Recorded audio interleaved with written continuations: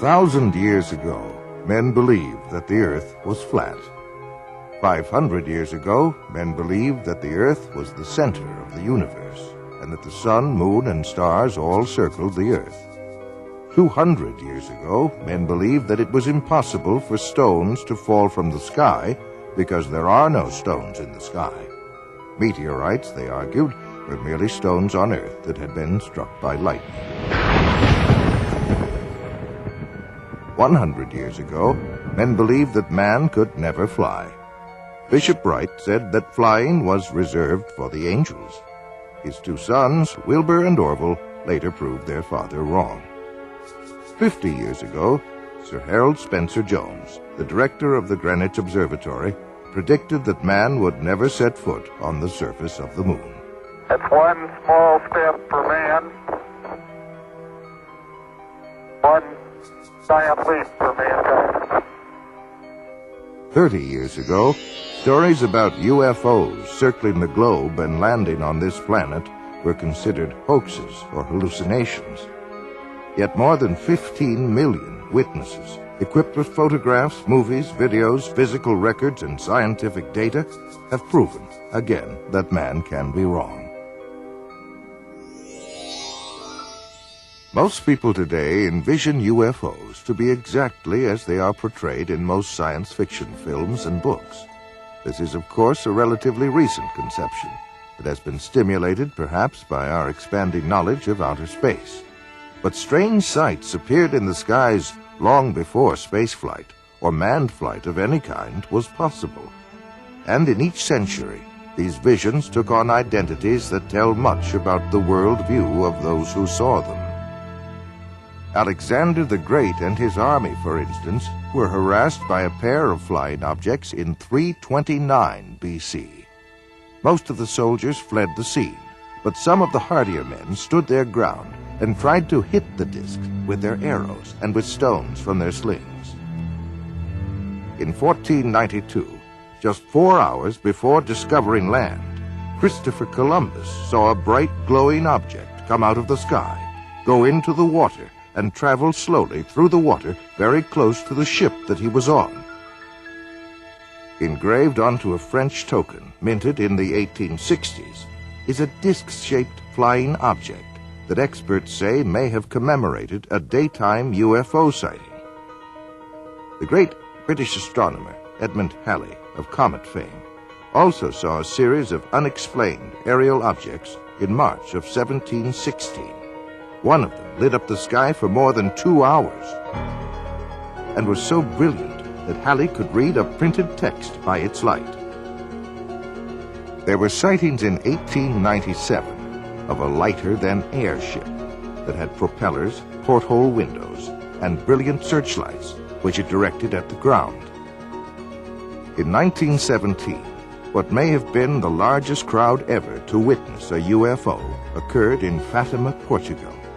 50,000 people watched in amazement as a huge silver disc began spinning like a windmill and dancing about in the sky. After plunging toward the Earth, it climbed back into the sky and disappeared into the sun. One night during the summer of 1948, Clyde W. Tombaugh, the astronomer who discovered the planet Pluto, was sitting in the back of his home at Las Cruces, New Mexico. He and several witnesses, including other members of his family, watched a strange glowing craft move overhead. All of the witnesses agreed that the object was definitely a solid ship and that it was probably some form of extraterrestrial device. World War II Allied Air Force pilots reported UFO sightings over Germany. They appeared out of nowhere and seemed to be toying with the aircraft. Military pilots termed them Foo Fighters, Foo being the French word for fire. Retired Air Force Major Paul Deutsch describes an encounter with his crew over Japan. The particular one that my crew saw was an orange-red color, and it paced our aircraft for miles and miles off the left horizontal stabilizer. We don't know how far off. It's very difficult to determine. And so the top gunner, who had control of all the guns in the back of this B-29 bomber, fired a burst. The tracers were seen to go directly toward it, but nothing happened. It's at that time that I saw it. We thought it was a Japanese secret device, probably developed by the Germans. And I might add that the fellows over in the European theater thought it was a German device, and the Germans thought it was an Allied secret weapon, and everybody thought it was somebody else's. No one knew what it was. On December 5th, 1945, a squadron of 5 Avenger torpedo bombers with 14 experienced crew members flew out of Fort Lauderdale Naval Air Station in Florida. It was a short, routine flight. Each plane had a full load of fuel, and weather conditions were excellent. But something strange happened. The flight leader called in and reported not having any sense of direction. Air Control then ordered the squadron to head due west. The leader, with alarm in his voice, then said, "We don't know which way is west. Everything is wrong, strange. We can't be sure of any direction. Even the ocean doesn't look as it should." He then stated that weird, unidentified aircraft were closing in on them. His radio went dead. All 5 planes disappeared without leaving a trace. A giant Martin Mariner with a crew of 13 was dispatched to search for the 5 missing planes. It had the capability to land on the roughest of seas, but this plane also disappeared into the grim silence of the Atlantic. What followed was the greatest search operation in history. For 5 days, an armada of 300 planes and 21 ships crisscrossed the sea and sky, but no trace of the 6 aircraft or 27 crew members were to be found. To this day, it remains a mystery as to what happened. Some believe the mystery may be found in the UFO phenomenon, wherein lie a number of questions. Could UFOs possibly be real? If so, what intelligent forces are behind them? What are their intentions? Are they hostile, friendly, or merely curious? Where do they come from? Do they originate on Earth, or do these machines and creatures come from somewhere out among those mysterious winking stars in the black vastness of space? The dream of this so-called natural event began on October 12, 1992, when NASA's SETI program, Search for Extraterrestrial Intelligence, began a 10-year, $100 million project whose sole purpose is to seek the answer to a single question: is man alone in the universe? The centerpiece of the SETI program is the Arecibo radio telescope in Puerto Rico. Its 1,000-foot-wide antenna dish makes it the most powerful telescope in the world, with the effective power of 20 trillion watts. It is manned by more than 100 physicists, astronomers, computer programmers, and technicians who are staring at control panels in hopes of discovering radio waves that were created by intelligent beings. But why all of this special attention to the search of intelligent life beyond Earth? Some would argue that it is the byproduct of what has become known as the modern flying saucer era, which began on June 24, 1947.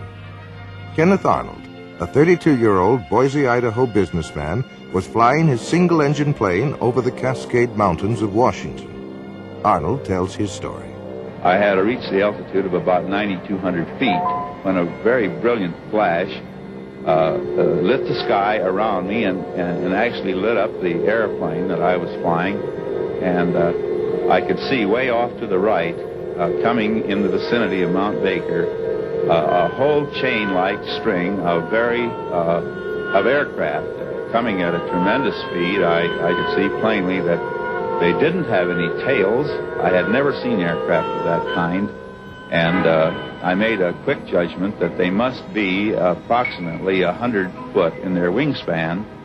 And the first unit or first craft flew at a higher altitude than the last. And of course this is completely reversed from our normal flight patterns. I had a good fix with Mount Adams, and I thought I'd try to clock their speed between Mount Rainier and Mount Adams. Arnold estimated the speed of the craft at an astounding 1,700 miles per hour, nearly 3 times faster than any jet he had ever heard of. He was asked by a reporter to describe the mysterious objects. You know, they would skip and sail and give off these flashes, and you take a saucer and you skip it across the water, and it's erratic, and this is how the name Flying Saucer was born. This was the day, June 24th, 1947, that marked the beginning of what is known as the modern flying saucer era. What followed would be thousands upon thousands of unidentified flying objects over North America as well as other parts of the world. It seemed to hover for a matter of maybe 1 or 2 seconds, and then was out of sight within 2 or 3 seconds, which was a lot faster than it had been traveling originally. We were using our red lights and our aircraft landing lights, which is a spotlight, and pointing them or directing them at the UFO. And it was reacting to it audibly on occasion, and it did make a movement towards the lights. As we turned the light off, then it would return to its original position and remain stationary again. But it was reactive to the lights. I judged it to be at least 150 feet across it. It was saucer-shaped with a high dome. It was very shiny underneath. It was a porcelain-type finish. And I was getting a tremendous shock all over my whole body. My hair was standing up, and I had electrical static feeling over my hair on my arms and my head. I thought it was doomsday. He was standing at the doorway screaming at me to get up. We got to get out of here. It's going to get us. And I looked out there, and it was pitch black when I first looked. And by now, he's got a hold of me, and he's shaking me, and he's screaming at me, which Bill doesn't scream. I mean, he's just hysterical is the way I can explain the way he was. And he keeps telling me we've got to get the kids out of here. It's going to get us. And I didn't see anything. So I looked again, and all of a sudden, I saw this like a real bright light. And I still didn't know what I was looking at. I didn't know what had scared him. But after looking at the way he was and looking at what I saw, I knew I better listen to him. So I went down the hallway and grabbed my daughter. And I came back to the hallway and went out the front door, and he had grabbed our son by then. When he came back up the second time, I felt like death was at hand. I figured this was it. And as soon as it touched down, then the whole area just lit up. You couldn't see anything inside, but you could see the outline of the whole object. It was going through the sky. Not really, it didn't seem to be going really fast. After a while, it just started straight up in the air. They were about 4 feet 10. Had very large heads, no hair on their heads, no eyebrows, no whiskers or anything like that. They had very large eyes. The odor itself I smelled stronger when the beings were near me. And when they looked at me, we did not talk verbally like we're talking now. It was a telepathy type thing. A recent Gallup poll estimates that 1 out of every 2 Americans believe in the existence of UFOs. Over 15 million people have reported seeing UFOs, of which over 2,000 were encounters with landed UFOs and their occupants. UFOs have been fired upon by jet fighters and anti-aircraft missiles, but with no effect. They give off powerful electromagnetic charges, often causing the breakdown of engines and electrical circuitry. They evoke strange and fearful reactions in animals and frequently cause profound psychological disturbances in humans. They have the ability to materialize as if from nowhere, but more often vanish into thin air in the midst of a sighting. Both human eyes and radar instruments have observed unbelievable aerial maneuvers, such as 90-degree turns of several thousand miles per hour, and have been clocked at speeds up to 16,000 miles per hour. There can be no longer any doubt, even to the most ardent skeptic, that UFOs exist. The question is, where do they come from? If they come from another galaxy, then they would come from at least 2 million light-years away. Even traveling at light speed, 186,000 miles per second, it would take 2 million years to get here. But suppose that UFOs come from some distant star in our own galaxy. If these space visitors were to travel 1 million miles a day, it would take 70,000 years to reach the Earth from the nearest star, Alpha Centauri, which is 25.5 trillion miles from Earth. Other stars are thousands of times further out in space. Conservative estimates indicate that a spaceship carrying 10 people and traveling 5 light-years to and from a nearby star system at 70% of the speed of light would consume 500,000 times the amount of energy used in the United States in 1 year. But there are other complications of space travel. Space is not a vacuum, but contains cosmic gas, dust, and particles. Nobel Prize winner Professor Edward Purcell of Harvard points out that a space vehicle traveling at the speed of light would collide with this space material in the form of radiation, and with the impact of several hundred atom smashers. On the afternoon of January 7th, 1948, an unidentified flying object was sighted over Godman Air Force Base at Fort Knox, Kentucky. The base tower sent 4 F-51 jets to investigate. The flight leader, Captain Thomas F. Mantell, reported seeing the object, and at 3:15 p.m., he broke away from the formation in pursuit of the object. A few moments later, he radioed the tower. "I'm closing in now to take a good look. It's directly ahead and above, and still moving at about half my speed. The thing looks metallic and of tremendous size. I'm going up to 20,000 feet, and if I'm no closer, I'll abandon chase." Those were the last words that Captain Mantell ever spoke. Later in the day, his body was found in a nearby field, the wreckage of his plane scattered for half a mile around. There were many other sightings that year.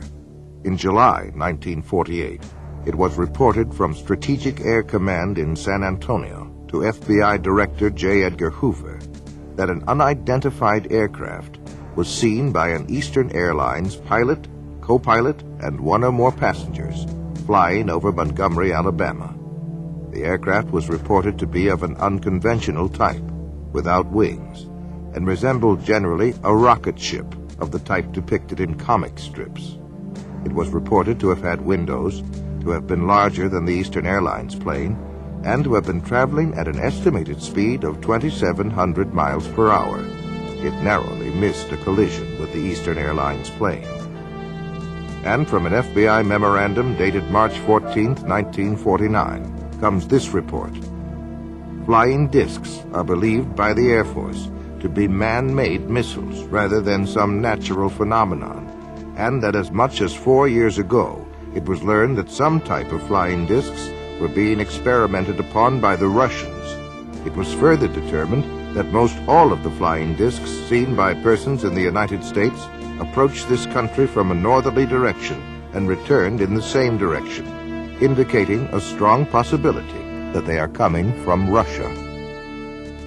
On the evening of July 19, 1952, Senior Air Controller Harry G. Barnes at National Airport in Washington, D.C., picked up 7 slow-moving objects on his radar scope. He called Andrews Air Force Base and learned that they were seeing the identical blips on their radar. A pair of F-94 Air Force jets were soon searching the skies over Washington, where they found nothing. As soon as the jets departed, the blips reappeared on radar screens and remained there until daybreak. A week later, Harry Barnes picked up 10 more objects on radar. Andrews Air Force Base confirmed that the same unknown objects were on their radar scopes as well. Barnes called the Pentagon, and another pair of jets came howling over Washington. But now the UFOs remained visible on the screens, and one of the jet fighters reported a visual sighting of 4 lights. At one point, the pilot radioed that the lights were surrounding his plane. But soon the UFOs sped away and disappeared into the night. Later that morning, Harry Barnes made this statement, quote, "There is no other conclusion that I can reach but that for 6 hours on the morning of the 26th of July, there were at least 10 unidentifiable objects moving above Washington. They were not ordinary aircraft, nor, in my opinion, could any natural phenomena account for these spots on our radar," end quote. The Pentagon was inundated with questions from the press, and President Harry Truman asked Secretary of Defense Forrestal to find out what in the world, or out of it, was going on.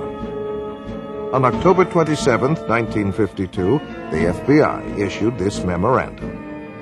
Air intelligence still feels flying saucers are optical illusions or atmospherical phenomena, but some military officials are seriously considering the possibility of interplanetary ships. Investigative journalist Frank Edwards, author of Flying Saucers, Serious Business, offers the following commentary. This is statements of scientists and military agencies involved in the study of unidentified flying objects. We shall see that they are indeed serious business.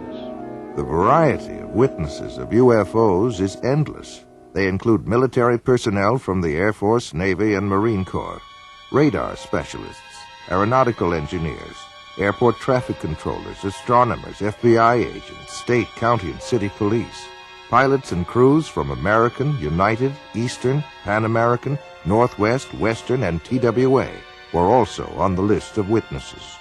Millions in the United Kingdom, France, Australia, South America, Mexico, and other nations around the world have seen UFOs. For 18 years, the late Dr. J. Allen Hynek headed up the Air Force investigation into UFOs, called Project Blue Book, and was acknowledged to be the world's foremost authority on UFOs. After amassing a computer bank of over 63,000 sightings, he states, "The UFO phenomenon is truly a phenomenon of our times. It is an extremely puzzling one and calls forth a wide spectrum of opinions. No matter what one may think about UFOs, no matter what one may believe about them, whether it is all nonsense or whether they represent something very, very real, 3 facts stand out, 3 facts which no one can deny. The first is that UFO reports exist. Secondly, that UFO reports come from all over the world. And the third is that many are made by highly responsible people, often scientifically trained.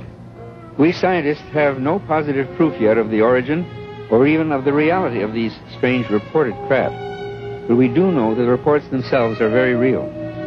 To find the answer to this magnificent scientific puzzle, the UFO phenomenon, we need to approach it with a truly open mind so we can explore all possible avenues of explanation." Among those who claimed to have seen UFOs was Senator Barry Goldwater, who said, quote, "Flying saucers, unidentifiable flying objects, or whatever you want to call them, are real," end quote. Astronaut Gordon Cooper said, quote, "I believe these extraterrestrial vehicles and their crews are visiting this planet from other planets, and are obviously a lot more technically advanced than we are here on Earth," end quote. General Douglas MacArthur was the supreme commander of all Allied forces in the South Pacific during World War II. He believed in UFOs, and even commissioned a report that was over 20,000 pages long. During one of his last speeches to the cadets at West Point, he said, "Gentlemen, the next war will not be an international war, but an intergalactic war." He assumed that not only were there UFOs from another planet, but that they were hostile. One fall evening in 1969, Georgia Governor Jimmy Carter was preparing for a speech in the little town of Leary when he spotted a bright object in the western sky. Carter describes his experience. There were about 20 of us standing outside of a little restaurant, I believe, a high school lunchroom, and a kind of a green light appeared in the western sky. This was right after sundown, and it got brighter and brighter, and then eventually it disappeared. It was not, didn't have any solid substance to it. It was just a very peculiar-looking light. None of us could understand what it was. Former President Ronald Reagan made statements concerning UFOs on 18 different occasions while in office. The following is an excerpt from one of his speeches. I've often wondered, what if all of us in the world discovered that we were threatened by a power from outer space, from another planet? Wouldn't we all of a sudden find that we didn't have any differences between us at all? After leaving the White House, Reagan admitted to having seen a UFO while he was governor of California. He was aboard the governor's plane at the time. His wife, Nancy, as well as several other people, also saw it and described it as a green, glowing UFO. They chased it for some 300 miles before it went out of the plane's range. On November 7th, 1975, an alarm went off at Malmstrom Air Force Base in Montana, the site of launching facilities for Minuteman missiles. A sabotage alert team immediately went to the site, where they saw a glowing orange disk the size of a football field hovering over the area. It began to rise, and the North American Air Defense Command radar picked it up when it reached an altitude of 1,000 feet. 2 F-106 jet fighters were dispatched from Great Falls, Montana, to intercept the craft. But before the fighters arrived, it disappeared from the radar screens. The next day, there were more sightings, both visual and radar, over the base. Each time the jets screamed into the area, the UFOs shut off their lights and reappeared only after the jets left. In the next 8 months, 130 similar reports were logged at the base and in the surrounding county. An early and prominent champion of UFOs was one Donald E. Kehoe, a U.S. Naval Academy graduate and retired Marine Corps major. In the January 1950 issue of True magazine, he wrote a comprehensive article on UFOs. It caused an instant sensation and became one of the most widely read and discussed articles of the day. He claimed that none of his high-level sources would talk about UFOs, which he took as powerful evidence that something tremendously important was being covered up. This is not an attack on the Air Force spokesman or the project spokesman. They are simply following orders to explain away all UFO sightings as quickly as possible when they become public and deny that UFOs really exist. We have not been hiding anything. The investigations have been made public. The explanations of those where there is a clear explanation have been made public. He later became director of the National Investigation Committee on Aerial Phenomena, where he questioned many governmental agencies about their possible involvement or knowledge of UFOs. The following is an excerpt of a letter from the FBI in answer to one of Major Kehoe's inquiries. In response to your letter of September 22, 1958, this Bureau does not have information on unidentified flying objects which can be released. This does not imply that this Bureau has information concerning unidentified flying objects which cannot be released. Possible communications with extraterrestrial vehicles from another planet, should the unidentified flying object prove to be an extraterrestrial, is not a function of the Federal Bureau of Investigation. Signed, John Edgar Hoover, Director of the FBI. There are 6 distinct categories of sightings, with more than 500 cases reported during the summer months alone. One such case was near Ann Arbor, Michigan, where 50 people and 12 police officers in 3 counties reported having seen objects flashing across the pre-dawn skies. That evening, 87 female students at Hillsdale College near Ann Arbor watched an object flying around and flashing bright lights for a period of about 4 hours. Life magazine said, "Call them what you will, flying saucers, unidentified flying objects, or optical illusions, they are back again and seen by more people than ever before. Last week, the manifestations seemed almost to have reached the proportions of an invasion. In Washington, House Minority Leader Gerald Ford called for a full-blown investigation. Thus, the first congressional hearings on UFOs began as a closed-door session on April 5th, 1966. Their conclusion was that a major university be given the job of researching the UFO phenomena. The job was given to the University of Colorado, and Edward Condon, professor of physics, would serve as chairman of the group. After much research, a 1,465-page report was completed by 36 authors at a cost of more than $500,000.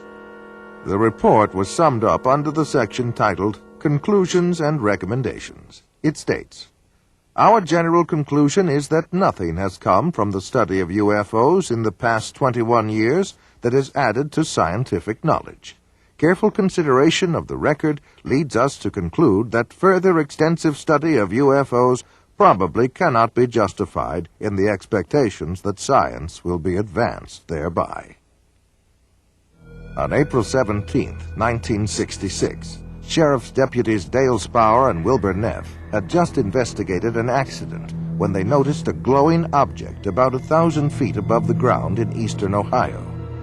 They then began pursuit at speeds of nearly 90 miles an hour. The third officer, Wayne Houston, was listening to their radio and joined the chase.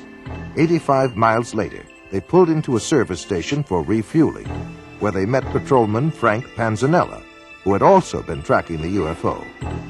The officers all stood together, watching the object hover to the east. At that point, the object shot upward at great speed and disappeared.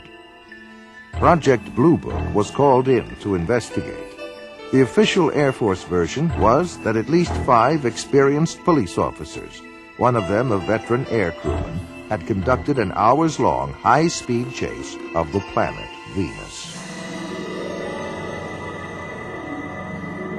For more than 20 years, from 1948 through 1969, the United States Air Force was in charge of investigating UFO reports. The first study, established in 1948, was called Project Sign. Its conclusions were that UFOs were real and estimated them to be interplanetary craft. The Pentagon rebuked the report, calling it science fiction fantasy. The next report, called Project Grudge, was established in early 1949 and would proceed in secrecy. The critics of this investigation complained that the Air Force wanted to control all research on UFOs and that its mandate seemed to deny or explain away all sightings. Project Grudge did not last long and was officially dissolved in December of 1949. However, there had been many recent UFO sightings in New Mexico, so the Air Force launched a new study known as Project Twinkle. An observation post was set up in New Mexico and was armed with cameras, telescopes, and other optical equipment. They waited, and after a year of frustration, the Air Force terminated Project Twinkle. It was not long after this that the government began a new policy of cooperation with the press by issuing regular releases about sightings and investigations. This was followed by a boom year of over 1,500 reports in 1952. The Air Force then established a task force codenamed Project Blue Book, which was to become the most systematic of all studies done by the Air Force. Witnesses received an 8-page questionnaire, photographs were analyzed, and field interviews were conducted. Investigators monitored aircraft flights and checked weather records. On the whole, the Project Blue Book team successfully weeded out UFO reports that were obvious hoaxes or those that could be attributed to natural phenomena. However, for those cases that remained unsolved, investigators had 2 choices: admit that they had failed to identify the object or embrace any remotely feasible explanation. Project Blue Book was terminated in 1969. It concluded that little, if anything, has come from the study of UFOs, and that the least likely explanation of UFOs is the hypothesis of extraterrestrial visitations. Stephen sensed that these creatures were not friendly and fired a tracer bullet over their heads. And when they kept on coming, he fired directly at one of them. The creatures then all disappeared into the woods, and the glowing object disappeared from the field instantaneously. UFO researchers as well as a state trooper were called in to investigate. When they arrived, the people there told them that Stephen had been growling like an animal and flailing his arms. His own dog ran toward him, and Stephen attacked the dog. Stephen then collapsed, and after a time began to come to his senses. The entire group commented on it. The Amityville Horror was based on a fact. On October 11th, 1973, Charles Hickson and Calvin Parker were fishing when a strange craft descended and hovered near them. Parker passed out, and Hickson was paralyzed, but was able to continue observing what was happening. Two entities then emerged from the craft and picked Hickson up by his arms and carried him inside the ship, where he was thoroughly examined. He was then taken back to where they had been fishing on the riverbank. When the two fishermen went to the sheriff's office to report their story, they were interrogated and then left alone in a room with a hidden microphone. The recording of their conversation revealed that both men were quite frightened by their experience. The emotional trauma had been so great to Parker that after Hickson left the room, he began to pray. Ultimately, he suffered a nervous breakdown as a result of his experience. In the spring of 1959, UFOs brought panic to Soviet radar and Air Force personnel by hovering and circling for more than 24 hours above Sverdlovsk, headquarters of a tactical missile command. Red fighter pilots were ordered airborne to chase the UFOs away, but later reported that the alien objects easily outmaneuvered their jets and zigzagged to avoid their machine gun fire. The Russian spacecraft Salyut-6 returned to Earth in 1978 after 96 days in orbit. They told of a formation of UFOs which trailed them closely for 3 complete orbits around the globe. One of their cameras captured 20 minutes of incredible motion picture footage of this encounter. According to a previous mutual agreement, the Russians forwarded copies of the film to the United States to be analyzed. Unofficial statements from NASA state that it is the best motion picture footage ever filmed of UFOs. The foremost Russian authority on UFOs, Dr. Felix Zeigel, contends that UFOs may have frightened, harassed, and possibly even killed Russian cosmonauts on their missions. T-minus 25 seconds. 20 seconds and counting.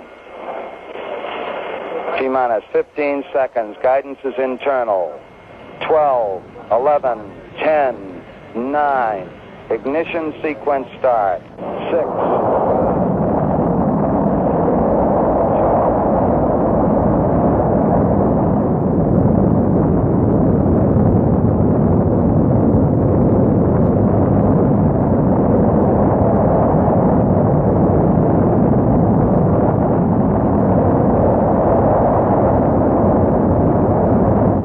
On at least 6 space missions, United States astronauts have encountered UFOs. Journalist Frank Edwards records the following incident. The more we study the earth and see all over the earth, the more inescapable conclusion that man had best prepare himself for the greatest event in human history. The realization that we are about to contact, or to be contacted by, sentient beings from elsewhere in the universe. The late General Douglas MacArthur said that this confrontation would be the greatest challenge man ever had to face. Are we ready for it when and if it comes? Frank Edwards reporting. Gemini 5, 10, and 11 have all had similar encounters. So convinced was astronaut Edgar Mitchell of the existence of UFOs that he retired from the U.S. space program to devote full time to UFO investigation. During our first mission to the moon, Mission Control recorded the following broadcast of strange noises that were heard on the Apollo 11 spacecraft.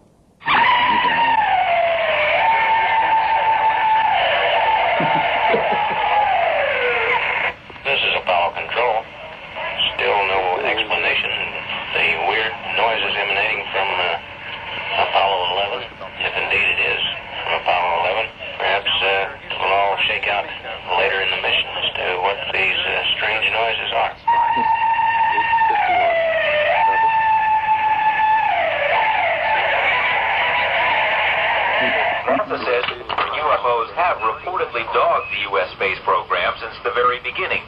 UFO researchers claim that NASA's own logs show that virtually all of the early Gemini and Apollo missions encountered UFOs. NASA has explained most of these sightings as space debris or solar flares, but some of its own astronauts have disagreed. UFO sightings have been reported by James Lovell, James McDivitt, Wally Schirra, Deke Slayton, Gordon Cooper, and others. In March 1989, some strange transmissions occurred during a space flight. A Maryland ham radio operator picked up the voice of Discovery pilot Colonel John Blaha speaking on a secret NASA channel.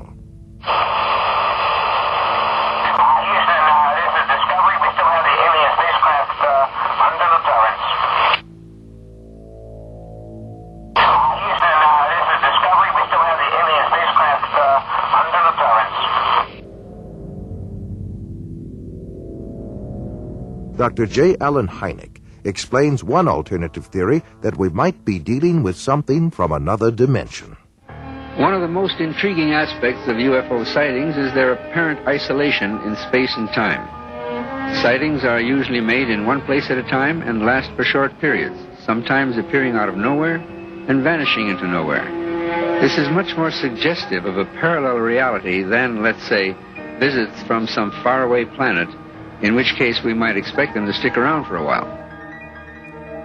The British journal Flying Saucer Review was established in 1955 and is widely recognized as the leading UFO publication in the world. It is authored by over 50 experts worldwide who conduct major UFO investigations. Yet an official statement by editor Gordon Creighton is most amazing. Quote, "There seems to be no evidence yet that any of these craft or beings originate from outer space." End quote. Close encounters of the fourth kind are by far the most frightening. Those who claim to have been abducted by aliens and taken against their will. Perhaps the most famous case was that of Betty and Barney Hill. Their story began on the night of September 19th, 1961, as they were returning to their New Hampshire home from a vacation in Canada. They saw a distant point of light which seemed to move erratically. As it moved closer, it became more intense. Betty Hill remembers. This craft left the top of the mountain, came out of the highway, and stopped in midair. Barney took the binoculars and started out of the car in an attempt to identify the craft. And as he did this, he saw a group of figures standing in the windows looking down at him. One was saying to him, "Don't be afraid. Keep looking. Keep looking. Stay there. Don't be afraid. No harm's going to come to you, but stay there." And the craft started to descend. And Barney ran back to the car, saying we had to get out of there. They were going to capture us. And we took off speeding down the highway.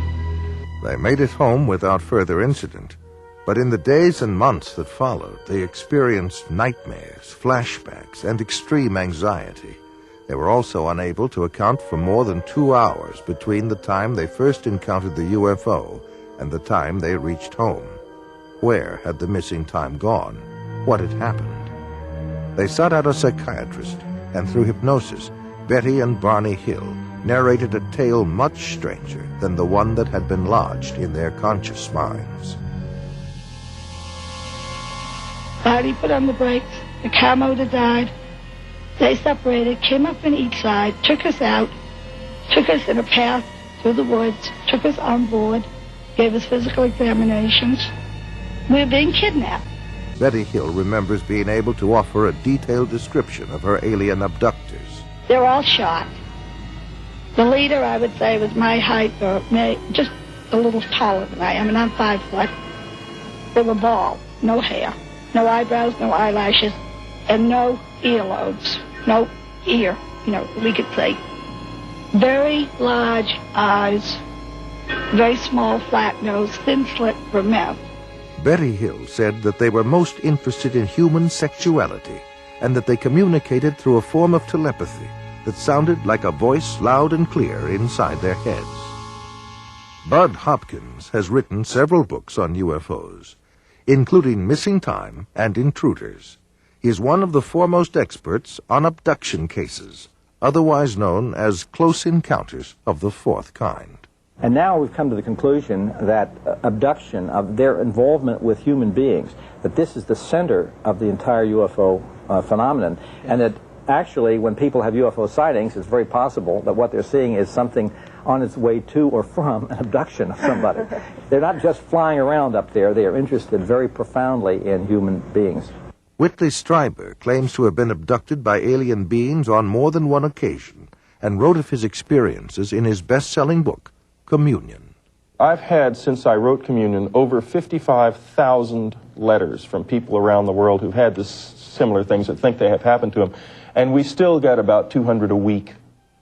The Intruders Foundation and the Fund for UFO Research show that 1 out of every 50 American adults, 3.7 million people, indicate that they may have had an abduction experience with an unidentified flying object.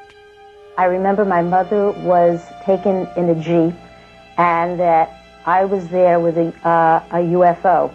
There was a beam of light that came down, and I was beamed onto the ship. These experiences sound crazy. It sounds impossible. It is impossible according to our physics, but we often use hypnosis to help flesh out all the recollections. A top scientist, Dr. Leo Sprinkle, conducted a 5-year study of 82 persons who reported UFO experiences. Most of them were able to relive the experience through hypnosis, and all suffered severe psychological disturbances afterwards. They claimed to have been taken inside spaceships and examined by humanoids who communicated telepathic messages to them. Dave Hunt is an investigative journalist. His research and consulting expertise takes him around the world. Cal State University, Long Beach. And again, I forget the names of the scientists there who were working on this, and this is a number of years ago now. They did research, and they took people at random.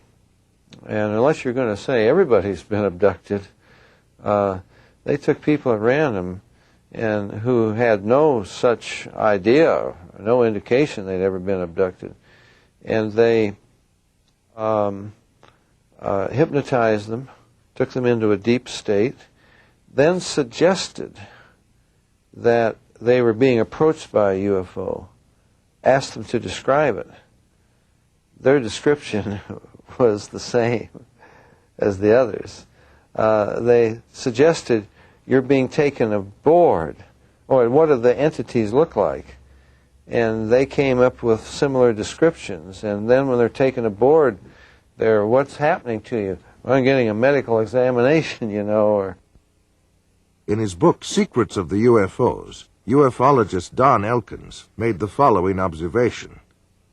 I have found that some people can achieve the contact phenomenon simply by being hypnotized, and the same general message permeates over 90% of the millions of words received by thousands of people around the world. No one knows what hypnosis is. No one knows what goes on in the mind. It's an altered state of consciousness like yogis and witch doctors have been practicing. It loosens the normal connection between your spirit and your brain, and of course if the hypnotist can control you, make all kinds of suggestions, make you think things are happening that are not happening, make you think you have powers that you don't, experiences that you haven't, even implant memories. Other beings, if there are other minds out there, they could also do the same thing.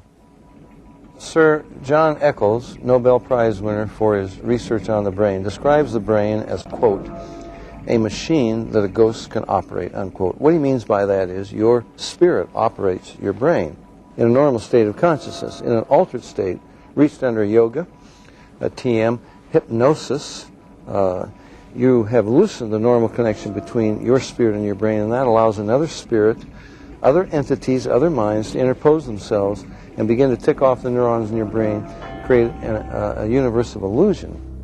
I believe that it's demonic. I think all of the evidence indicates this.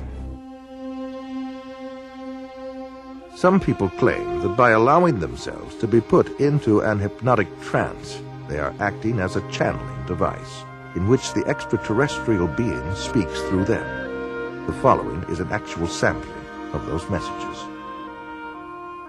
We come from the Interplanetary Confederation of Solar Systems, and our purpose is to aid our brother man on the planet Earth as the new age dawns. The teacher that was known to you as Jesus was able to use many more of the abilities than the people of this planet. Unfortunately, man upon planet Earth has misinterpreted the meaning of this man's life. He was no different from any of you. He was simply able to remember certain principles. These principles may be realized by anyone at any time. It is only necessary that you avail yourself in this statement. From our analysis, the teachings of the space beings appear to support many of the principles taught in Oriental philosophy by seers of the Far East. UFO researcher John Weldon then offers this question. How credible is it to think that literally thousands of genuine extraterrestrials would fly millions of light years simply to teach New Age philosophy, deny Christianity, and support the occult? And why would the entities actually possess and inhabit people just like demons do if they were really advanced extraterrestrials? Dr. Pierre Guérin, an eminent scientist associated with the French National Council for Scientific Research, concludes that UFO behavior is more akin to magic than to physics as we know it, and that modern UFOnauts and the demons of past days are probably identical. The word demon in Greek comes from the root meaning knowledge or intelligence, implying that demons have access to knowledge and information denied to ordinary mortals. After what happened to me, the communion experiences, I decided that that might be a good idea to accept the idea of the devil just in case that's what I saw. If you look closely at the life of the world, you see the workings of evil in the world.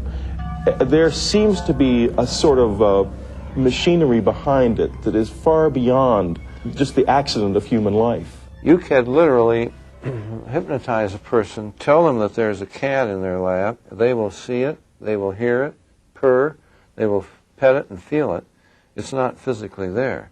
You tell the cat to scratch them, and bring them out of it. There are scratch marks on their cheek. A non-physical object, under the right conditions, can leave physical evidence. I think it's demonic. It's a spiritual power of some kind for which there is no physical explanation. You can't explain it with the laws of chemistry and physics as we know it. John Keel is a world-renowned expert on UFOs and has written numerous books and articles on the subject.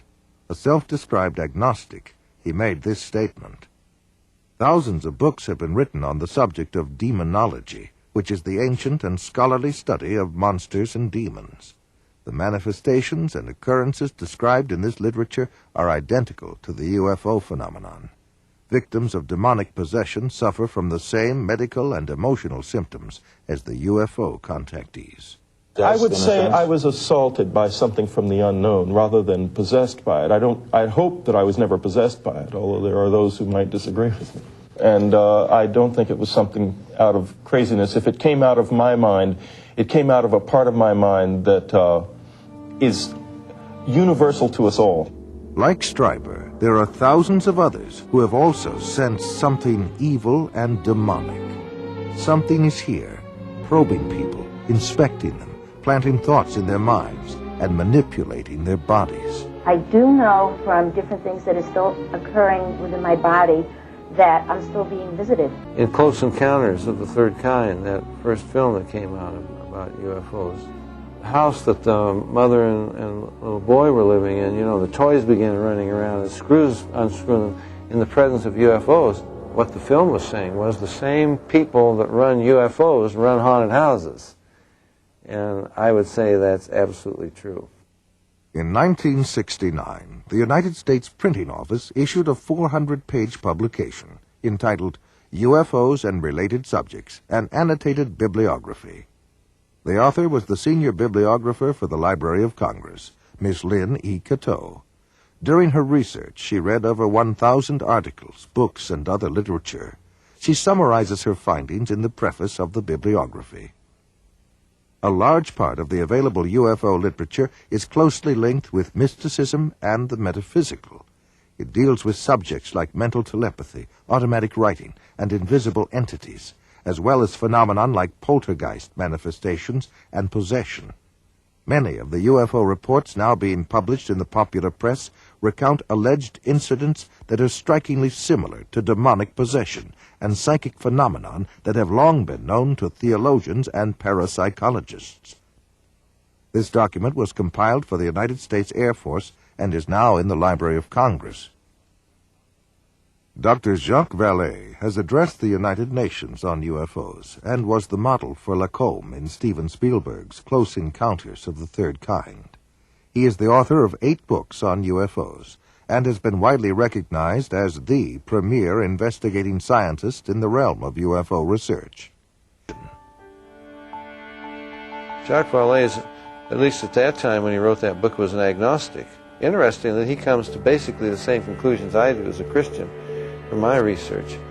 And he said about you is one of a long line of Welsh preachers. He is currently the senior pastor at the First Baptist Church of Maywood, California, and has authored several books which have enjoyed wide circulation. In his book, The Omega Conspiracy, Dr. Thomas explains the phenomenon of unidentified flying objects and offers an explanation that could identify the beings who operate them.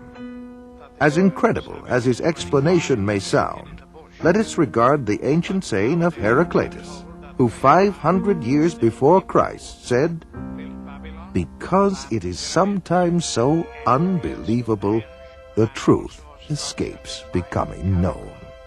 The answer to all this and the clue to this cosmic riddle may be found in the ancient book of Genesis. And back there in chapter 6, we are told of a very amazing and bizarre event. The sons of God saw the daughters of men and saw that they were beautiful, and they lusted after them. And then we read they married them and sired children from them. For the past 1,500 years, most scholars, including evangelical scholars, have interpreted the sons of God as the good sons of Seth, and the daughters of men as the wicked daughters of Cain. They've adopted that interpretation because the other one is so bizarre and outlandish. The ancient interpretation, and in my opinion the correct one, is that the sons of God were demonic beings or fallen angels, and that they came down to earth, they lusted after the daughters of men, they married them, and produced this amazing progeny, this hybrid progeny of the Nephilim. And the very word Nephilim does not mean giants. It comes from the root Nephal, fallen ones. The early Christian fathers in the first 4 centuries, men like Irenaeus, Tertullian, Ambrose, for 400 years they knew no other interpretation except that the sons of God were angelic beings. Josephus, the cosmopolitan Jewish historian, says the same thing. We read in the book of Job that when God laid the foundation of the earth, the sons of God shouted for joy. Obviously, the sons of God could not be human beings. Adam had not been created. If this was a case of just mixed marriages between good men and wicked women, it is surprising that God should have issued the fire of judgment that he did. God took this stern action of wiping out the human race. Now, the only family that were left intact in order to re-establish, repopulate the new world was the family of Noah. Noah, we are told, was perfect in his generations. The word perfect does not mean, in this case, morally perfect, because we know from the story of Noah, and especially what happened after the flood, that Noah was not perfect. What it means is like a lamb for the paschal sacrifice, that lamb had to be without blemish, physically pure, without blemish. So it seems was the case of Noah, the only family that remained uncontaminated from these strange beings that appeared from space. The only line that was pure and clean from God's standpoint to start a new world and a new civilization. Jesus said, "As in the days of Noah, so in the days of the coming of the Son of Man." Of all the patriarchs and prophets of the Old Testament, the key to prophecy above all others is Noah. And something happened in the days of Noah that was a distinctive characteristic of Noah's time that didn't happen before or after. Wars and famines and pestilences and natural disasters have always happened. But something happened in the days of Noah, and the most sinister and bizarre of all the things that happened was this intermarriage between the angelic race and the human race. And of course the mastermind behind it all was another angel, a fallen angel, Lucifer. Now we believe that as they came in those days, we may very well be on the edge of another invasion from outer space, that Satan will once again make another attempt, maybe the final assault on the human race, in order to wean men and women away from the worship of God. He has tried before, he will inevitably try again. And by seducing the human race, by sending these so-called entities from space, demonic beings, he will try to get people all over the world to worship him and to deprive God of the worship that is due to him. Fortunately, we know what the end result is going to be. But this final or omega assault that will come at the end of time may trigger the coming back of Jesus Christ to rescue his own. Satan has failed before, and the Bible predicts he will fail again. We are told quite emphatically in God's Word that the kingdoms of this world shall become the kingdom of our God and of his Christ. Satan will make the attempt, but our God, greater is he